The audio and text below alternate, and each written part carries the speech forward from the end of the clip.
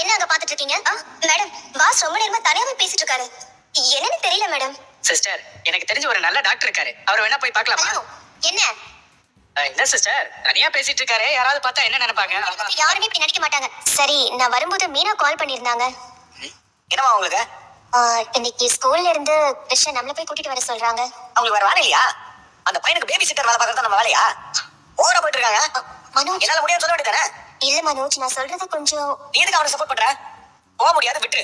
உன்னை எப்படி என் வழிக்கு கொண்டு வரேன் பாரு. தம்பி, ரொம்ப நேரம் வெயிட் பண்றியா? வா போலாம். யார் நீங்க? நீ கிருஷ் தானே? ஆமா, என்ன கூப்பிட எங்க அம்மா வருவாங்க. உங்க அம்மா பேரு கல்யாணி தானே? உங்க அம்மாவுக்கு கடையில முக்கியமான வேலை இருக்குதான், அதனால அவங்களால வர முடியல. என்னை அனுப்பி உன்னை கூப்பிட்டு வர சொன்னாங்க. ஸ்டேஞ்சஸ் போடாம போக கூடாதுன்னு எங்க அம்மா சொல்லிருக்காங்க. உங்க அம்மா மாதிரி நீயும் பிரில்லியன்ட்ரா. ஆனா நான் ஸ்டேஞ்சர் இல்ல, உங்க அம்மாவோட ஃப்ரெண்டு தான். அவங்க தான் உன்னை கூட்டிட்டு வர சொன்னாங்க. நல்ல விஷயம் தானே.